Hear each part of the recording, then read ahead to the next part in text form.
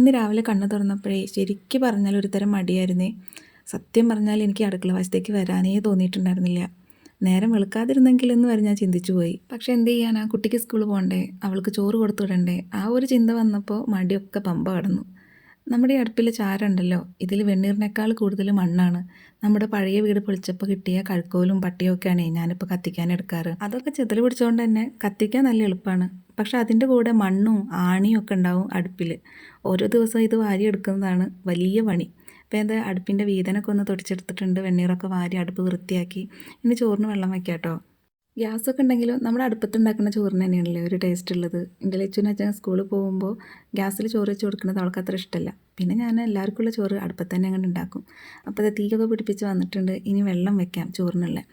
അപ്പോൾ ഇനി ഈ വെള്ളമൊക്കെ ഒന്ന് കിടന്ന് തിളയ്ക്കുമ്പോഴത്തേക്കും നമുക്ക് ബാക്കിയുള്ള പണികളൊക്കെ ഒന്ന് നോക്കാം കേട്ടോ. രാവിലെ ചായക്കുള്ള ബ്രേക്ക്ഫാസ്റ്റ് ഇതുവരെ ഉണ്ടാക്കിയിട്ടില്ല. പിന്നെ ഒന്ന് ചോറിലേക്ക് കറി സാമ്പാറാണ് ഉണ്ടാക്കുന്നത്. അപ്പോൾ ആ കഷ്ണങ്ങളൊക്കെ ഒന്ന് റെഡിയാക്കി എടുക്കണം. ഈ പച്ചക്കറി അരിയുന്നതിനിടയിൽ ഞാൻ ആലോചിക്കായിരുന്നു നമ്മൾ വീട്ടമ്മമാരുടെ കാര്യം. ഈ അടുക്കളയിൽ നിൽക്കുമ്പോൾ നമ്മുടെ മനസ്സ് എവിടേക്കൊക്കെയാണല്ലേ പോയിട്ട് വരുന്നത്. എത്ര അധികം ചിന്തകളാണ് തലയിൽ കൂടെ പാഞ്ഞു പോകുന്നത്. ചിലപ്പോൾ കുട്ടിയുടെ പഠിത്തത്തെ കുറിച്ചിട്ട് ആലോചിക്കും. ഇനി 2 മാസം കൂടി കഴിഞ്ഞാൽ പരീക്ഷയായി. പിന്നെ 7ാം ക്ലാസ് കഴിഞ്ഞിട്ട് 8ാം ക്ലാസ്സിലേക്കായി. എത്ര പെട്ടെന്നാണ് മക്കൾ വലുതാവുന്നത്. മാസങ്ങൾ ഇങ്ങനെ വേഗം വേഗം കടന്നു പോകാമെന്ന് ചിന്തിക്കും. പിന്നെ ഓരോ മാസത്തെ കലണ്ടർ കാണുമ്പോൾ ആ മാസത്തെ പരിപാടികൾ, കുടുംബശ്രീയുടെ അടവ്, അപ്പോൾ തോന്നും ഈ മനുഷ്യ ഒറ്റയ്ക്ക് അധ്വാനിച്ചിട്ടല്ലേ ഇതൊക്കെ നടത്തണതെന്ന്. PSC എഴുതി PSC പുസ്തകം കാണുന്നത് പോലെ അലർജി ആയി തുടങ്ങിയപ്പോൾ. ഈ വർഷത്തെ എക്സാമിലെങ്കിലും മെയിൻ ലിസ്റ്റിൽ കയറി കൂടണം.